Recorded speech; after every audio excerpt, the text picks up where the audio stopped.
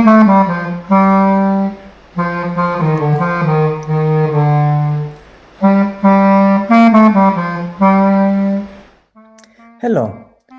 The purpose of this video is to present the definition of symmetric spaces and explain what it means if one assumes that the rank of the symmetric space is equal to 1, and what it means if the space is of non-compact type.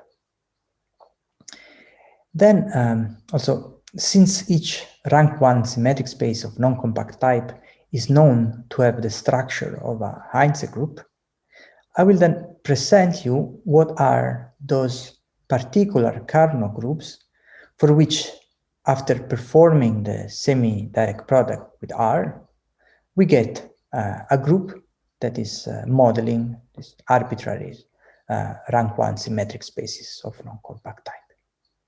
Enjoy. Here is the theorem that we want to discuss. Suppose, so we're talking about rank 1 symmetric spaces. Okay, so ROS, rank 1 symmetric space. We're going only to consider those of non-compact type. So these, which I will recall the definition, the theorem says that they are exactly those Heintze groups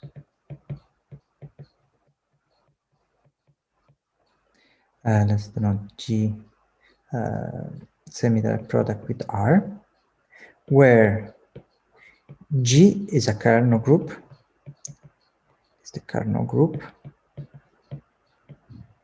and therefore the action of R on G is by dilation. But there are particular Carnot groups given by the or by a Heisenberg group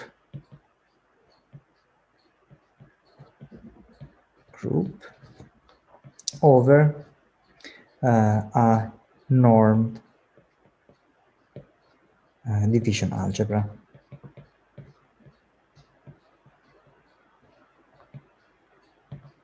Okay. The plan of today is to explain what this theorem says. Okay, what are the objects in this theorem? All right, so let's start explaining what is a symmetric space. So a Riemannian manifold, of course, Riemannian connected manifold M is called a symmetric space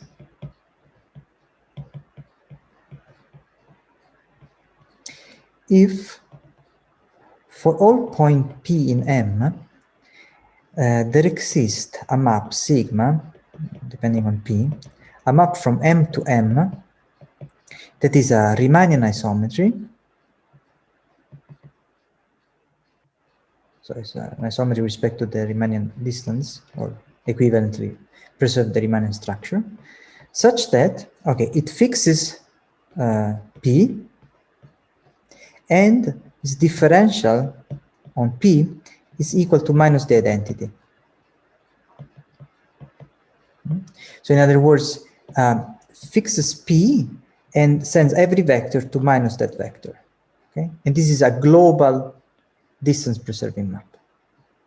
Okay, so this is what a symmetric space is by definition. Okay, first examples are Euclidean spaces. Let me call it En. Spheres, Sn, but also hyperbolic spaces. Hyperbolic spaces, let's call it them hype N. But of course we can also consider products of this. En1 times Sn1 times hype N2 and 3. These are all examples of symmetric spaces. Okay, the symmetric spaces have a lot of properties. I mean, the definition is very simple, but you have a lot of consequences. And actually, what is true is we really have a classification of them.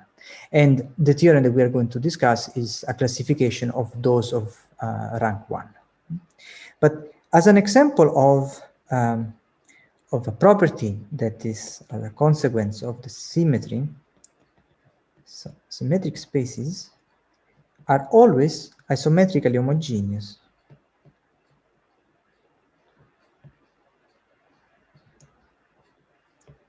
And this is a very simple thing to prove. Here's the proof in pictures.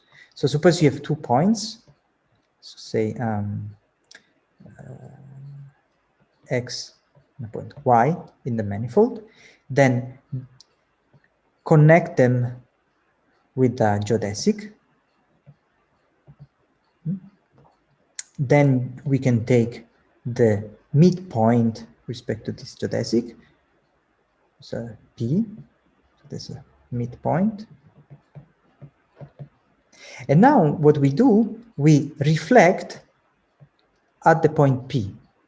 Okay, so what we have now is that sigma P fixes the midpoint, and because this tangent vector is sent to minus that vector, since this curve is a geodesic in both sense, right? Then what we have is that this geodesic preserves setwise this curve and fixes this point, so it really reflects, is a reflection of this curve. So in particular, since P was the midpoint, this isometry, so is an isometry that sends sending x to y. Since x and y were arbitrary, we proved that we are in the presence of a isometrically homogeneous space. Okay. Now let's move on and talk about the rank of a symmetric space. So definition or terminology. So suppose we have M a symmetric space.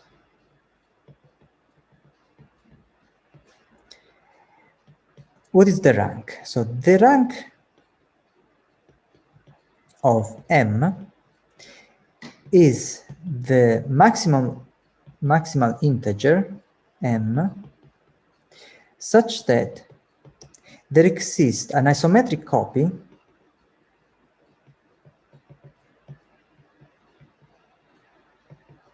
of the Euclidean space EM in M. In other words, there exists a submanifold that with a restricted distance is isometrically equal to Euclidean space. Yeah. Okay. So just as an example, the rank of En is obviously n.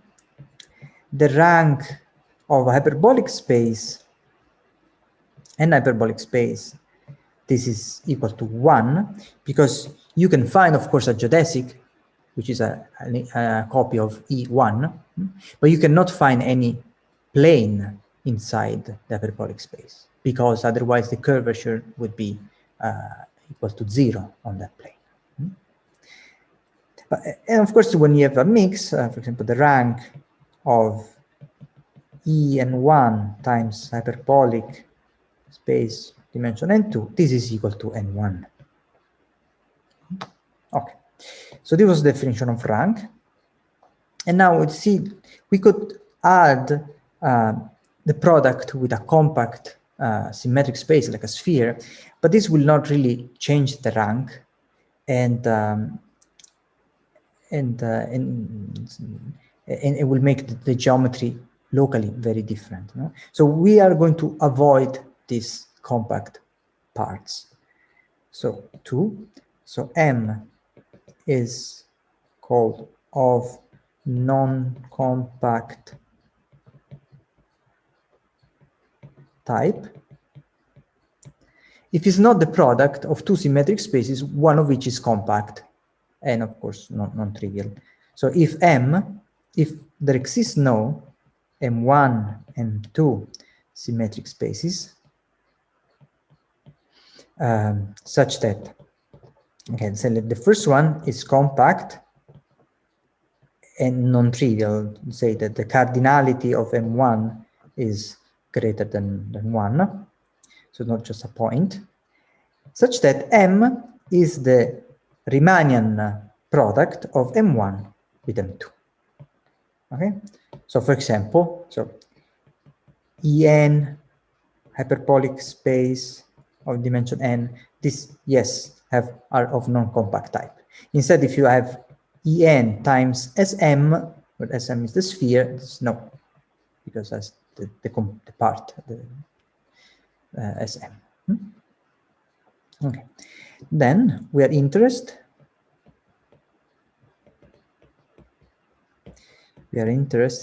in rank 1 symmetric spaces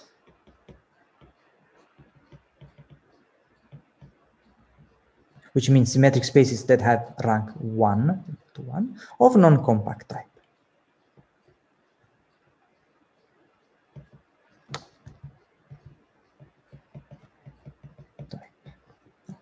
And in brief, we are going to call them ROS of non-compact type. Examples.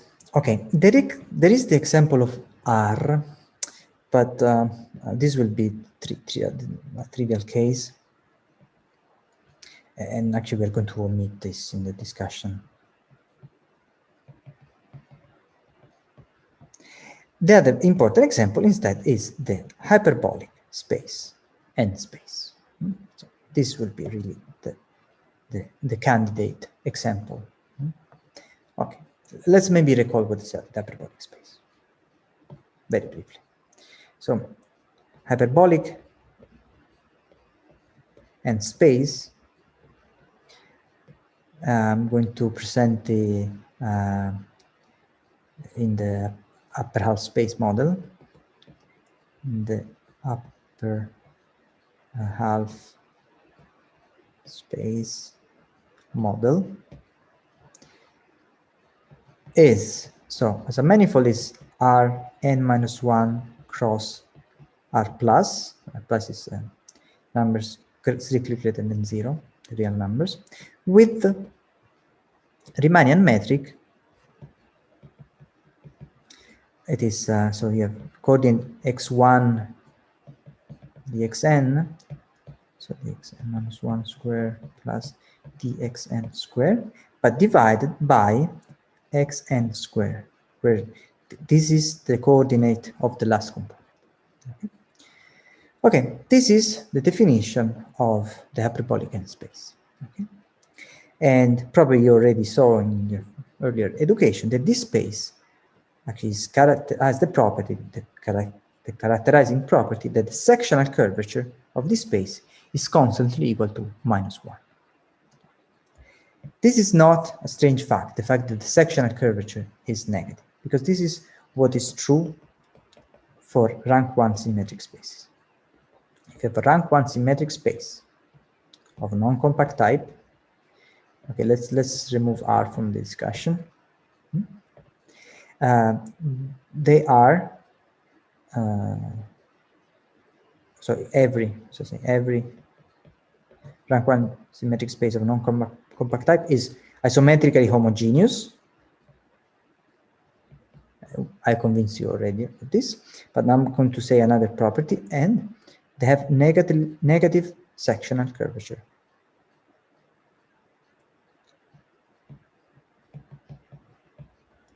So sectional curvature is strictly less than 0. From what we have discussed in the previous video, therefore, these must be examples of Heintze group.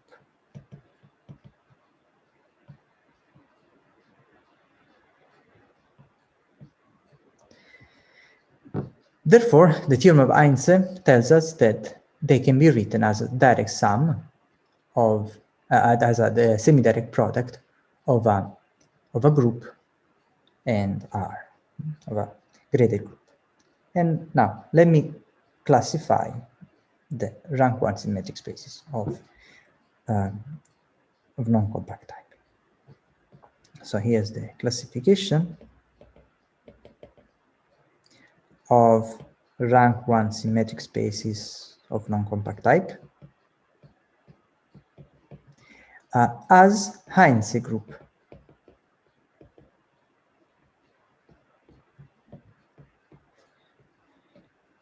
Okay, so I have to introduce a graded group. Here's what we'll do. So let's start to consider the following sets. So we have R, which is the real numbers. You have C, the complex numbers. Then you have the quaternionic. So these are the numbers of the form A plus BI plus CJ plus DK, where I, J, K satisfy the relation that the product of each of them gives the next one, of a pair gives the next one. So this is a generalization of complex numbers. And there is another set, let's denote with O. These are the octonions. Okay. These four sets are actually the only examples of what are called norm division algebras. These are the only examples of norm division algebras.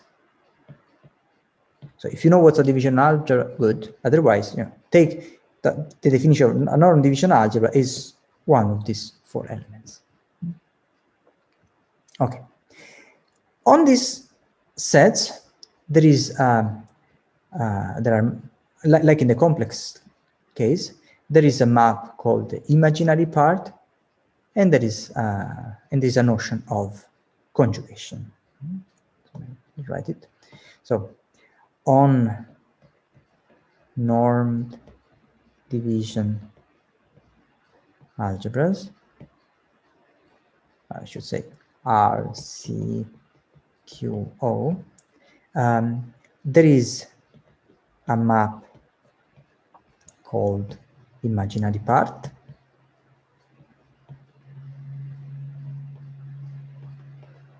and also there is a notion of conjugation. So let's see a little bit of example. So let's say in R, the imaginary part of R is just, let's put equal to 0, okay?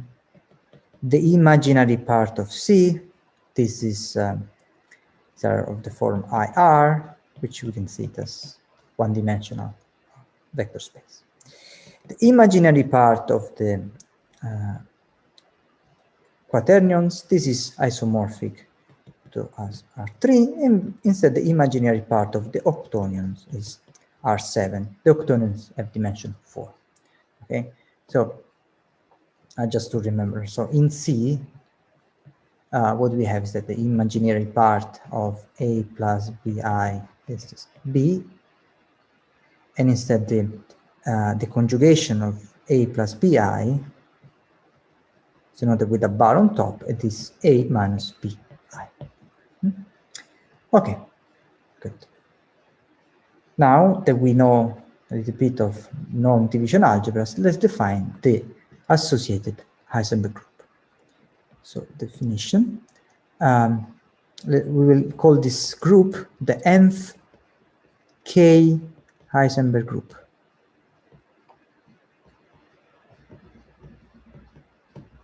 So we fix a division algebra, R, C, H, or O, the division algebra.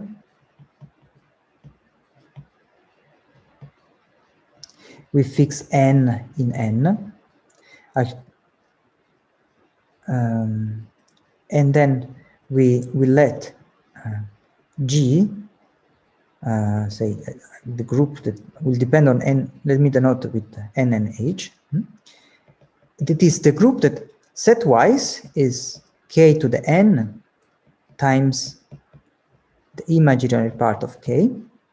So this is set-wise. So as a vector space, it's this set with product with group law. So let's say US, so where U is an element in Kn, so it's a vector, and S is as an imaginary number, times Vt. This is equal to U plus V. So we have summed these n-dimensional vectors.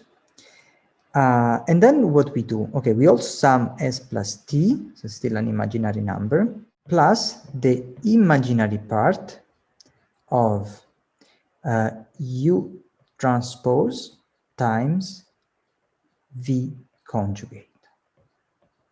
Okay, let me.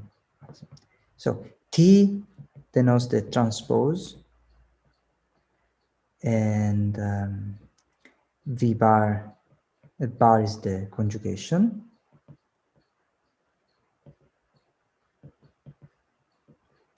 And this dot is just the multiplication of matrices, or if you want, this is just the scalar product. Product on Kn. Okay. So of course, this element is still an element in the imaginary number of K. Just to be extremely precise about this definition, in case K is the octonions, then we will only consider the case where n is equal to 1. So this will only, okay. Otherwise, it will not make a group structure. Okay, so now we have this group. So we have defined a group. Okay, you should check that this is a group structure. So make structure this a Lie group. Okay, but what is even more important is that G and K, as I defined, is a Carnot group of step 2. And okay, you can, instead of giving you the grading, I can give you the dilation. The dilation of US, this is lambda U lambda square S. I mean, really, in exponential coordinates, these two are really the two layers of the stratification. So we have this for all lambda in R. Now, some example. So if I take GNR, remember R does not have imaginary part, or the imaginary part is trivial. So this is just Rn, abelian Rn. Another example is when instead we take the complex number, let's take n equal to 1. Then we are going to have C times the imaginary part. So this is just set-wise. I'm not saying that this is a direct product.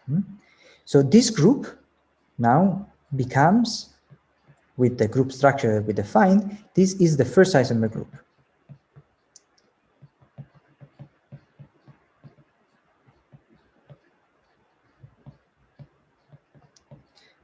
As we discussed at the very beginning of this course. Okay. All right. So now we have this this definition of this nth K Heisenberg group, which is this group here, this set, this product. And now let me restate again the theorem that I hope now you will understand the statement.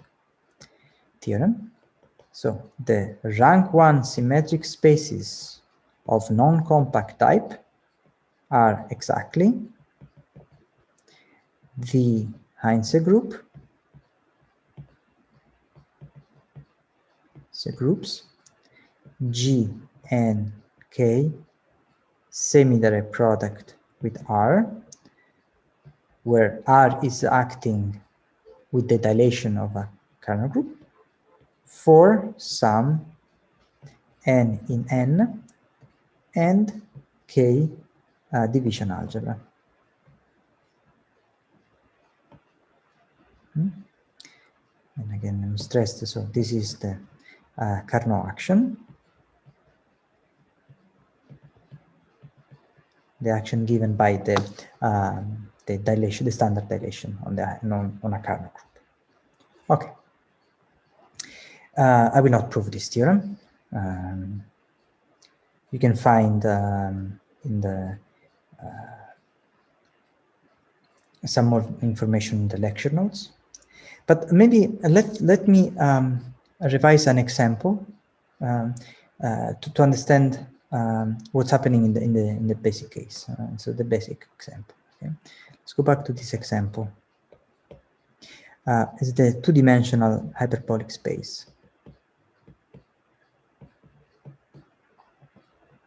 So we have the upper half space, upper half model, which is R, set-wise R times R plus.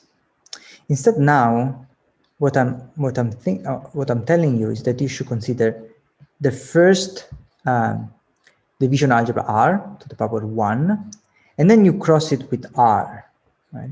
So which of the two is the correct one? Actually, these are two models, but they're actually the same. So let's discuss both models and see what happened. So in the first case, it's in the case R times R, okay? What I'm saying is this. So you have R acting, so I should do it in black. So R times R, in this case, we have R acting on R.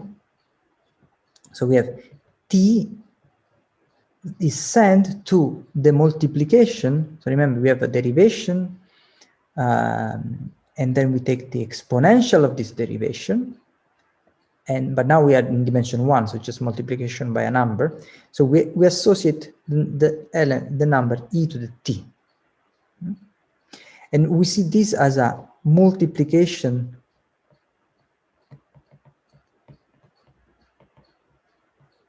by this number. So we should think this as a number, as a map, linear map from R to R that will define the action.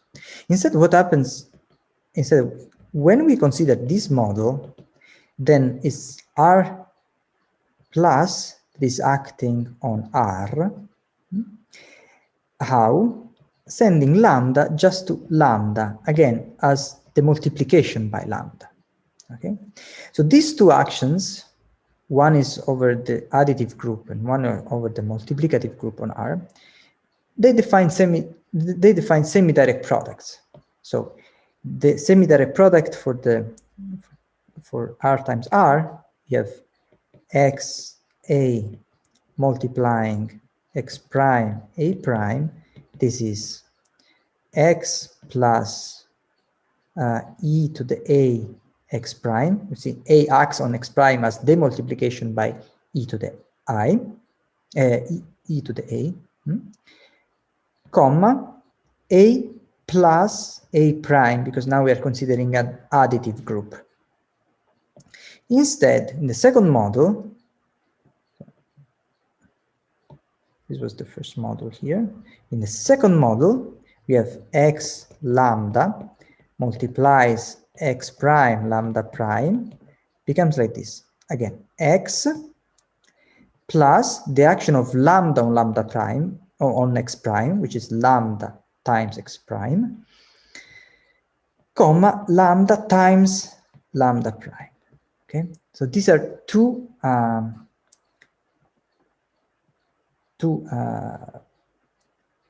semi-direct product, but of course they are the same because, you know, up to the logarithm, right? So this via the logarithm and the exponential, these two groups are isomorphic and these two actions are the same. So at the end, this is just the same group with the different models. Okay. Now, okay, since you are probably more used to this model, right? But here we have the Riemannian, you know, on this model we have the Riemannian tensor. And now we have this group structure here. And now what I'm saying is that now the Riemannian structure is left invariant with respect to this group structure. So as an exercise to check that you understood that hyperbolic spaces have a group structure, I suggest you to do this exercise. Check that x squared, dx squared, d lambda squared over lambda squared, this in the second model is a left invariant to tensor. It's left invariant on the manifold R times R plus, and with the semi-direct product structure given by this formula. So now this has become a group. So here, again, the coordinates are x and lambda. And this is a left invariant structure, which shows that the hyperbolic space is a Heintze group of this Carnot group with the action on R by multiplication. If you like the video, you can let me know by clicking the like button. This will also suggest the course to other people. If you want to see more videos on subRiemannian geometry, please subscribe to the channel, clicking below.